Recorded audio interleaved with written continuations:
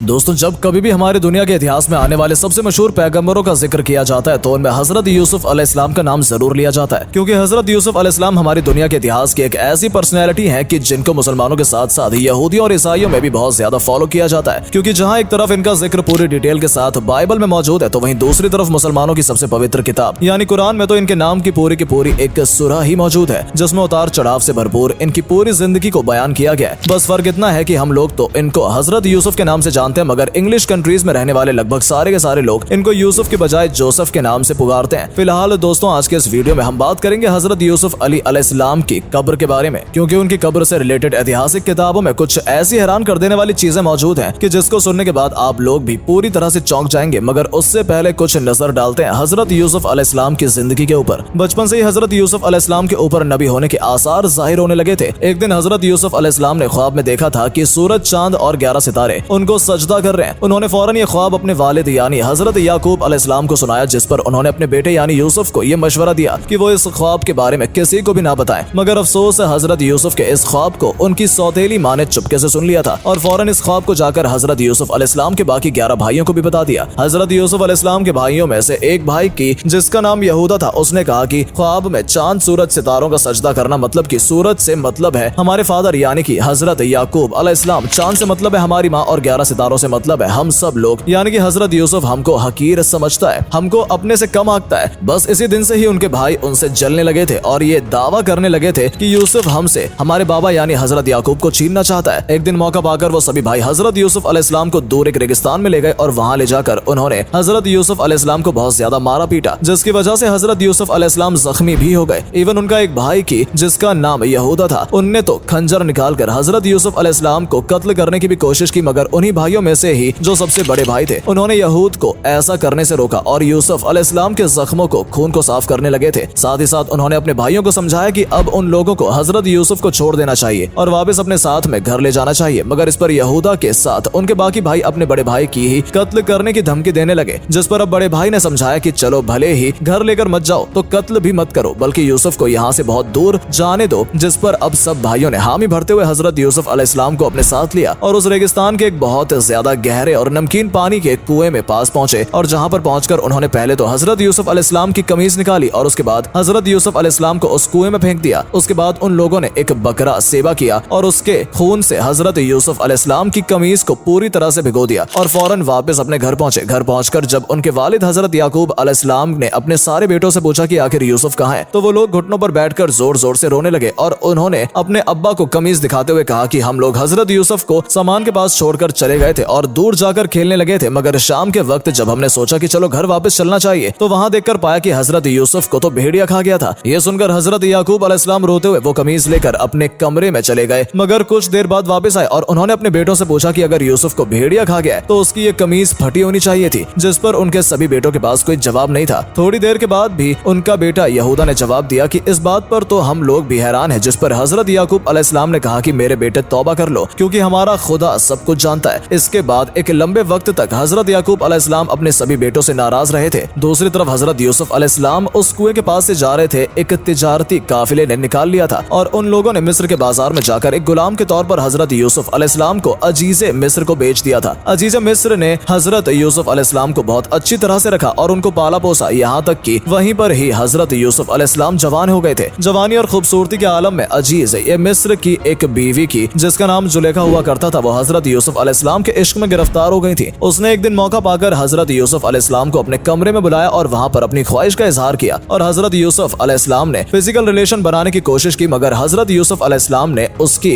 इस ख्वाहिश को पूरी तरह से रद्द कर दिया, जिस पर अब उसने जबरदस्ती करने की कोशिश की, जिसके बाद हजरत यूसुफ अलैहिस्सलाम ने फौरन दरवाजे की तरफ दौड़ लगा दी। एक के बाद एक लगातार 7 दरवाजे खुलते चले गए और आखिरी दरवाजे पर अजीजे मिस्र को खड़ा पाया। ये देखकर जुलेखा ने बड़ी चालाकी से साथ कहा कि तेरे घर में जो गुनाह का इरादा करे उसको या तो कैद में डाला जाए या फिर सख्त आजाब दिया जाए। मगर हजरत यूसुफ अलैहिस्सलाम ने फौरन अजीजे मिस्र से कहा कि मामला इसका बिल्कुल उल्टा है, क्योंकि यही आपका मतलब पूरा करने के लिए मुझको फुसलाया करती थी। और ऐसे मौके पर जुलेखा के खानदान के ही एक बिल्कुल छोटे से बच्चे ने हजरत यूसुफ अलैहिस्सलाम के फेवर में गवाही दी थी और यकीनन ए पैगंबर होने के नाते हजरत यूसुफ अलैहिस्सलाम का माजेजा था। उस बच्चे ने गवाही देते हुए कहा कि अगर हजरत यूसुफ की कमीज आगे से फटी हुई है तो जुलेखा सच्ची है और अगर हजरत यूसुफ की कमीज पीछे से फटी हुई है तो इसका मतलब हजरत यूसुफ सच्चे हैं और यकीनन हजरत यूसुफ अलैहिस्सलाम की कमीज पीछे से फटी हुई थी। मगर इसके बावजूद भी हजरत यूसुफ अलैहिस्सलाम को ही कैद में डालने का ऑर्डर जारी किया गया और ये ऐसा इसलिए किया गया था क्योंकि अजीज मिस्र पूरे शहर में अपनी इज्जत को बरकरार रखना चाहता था। उसको लगता था कि अगर लोगों को पता चलेगा कि उसकी वाइफ ने ऐसा किया है तो यकीनन पूरे शहर में उसकी वो सारी इज्जत मिट्टी में मिल जाएगी कि जो उसने पूरी जिंदगी में बनाई है। मगर फिर इतिहास ने देखा कि किस तरह से खुदा ने धीरे धीरे वक्त को बदला और हजरत यूसुफ अलैहिस्सलाम के जो बचपन में गुलाम के तौर पर बिकते बिकते मिस्र पहुंचे थे और जवानी में मिस्र में ही कैद कर दिए गए थे,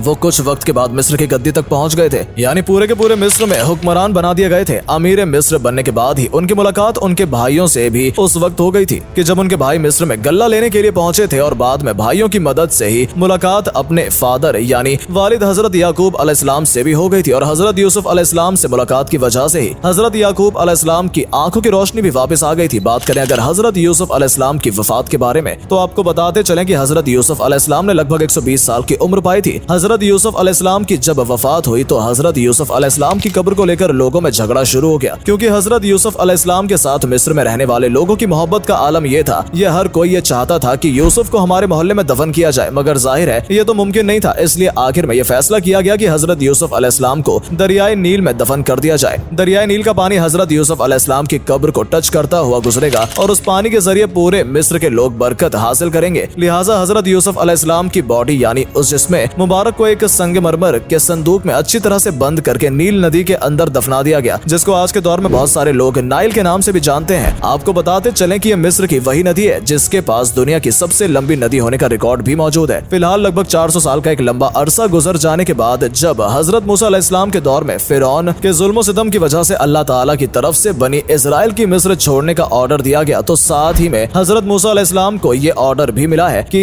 हजरत यूसुफ अलैहिस्सलाम के ताबूत को भी वहां से निकाल कर अपने साथ ले जाया जाए। लिहाजा अब हजरत मूसा अलैहिस्सलाम बनी इजराइल के साथ साथ मिस्र से हजरत यूसुफ अलैहिस्सलाम का ताबूत लेकर भी निकल पड़े और बाद में उसको ले जाकर फिलिस्तीन में उस जगह पर दफन किया गया कि जहां पर पहले से ही हजरत यूसुफ ने अलैहिस्सलाम के बाप दादा यानी कि हजरत इंसाक अलैहिस्सलाम और हजरत इसाक अलैहिस्सलाम की कब्रें मौजूद थी।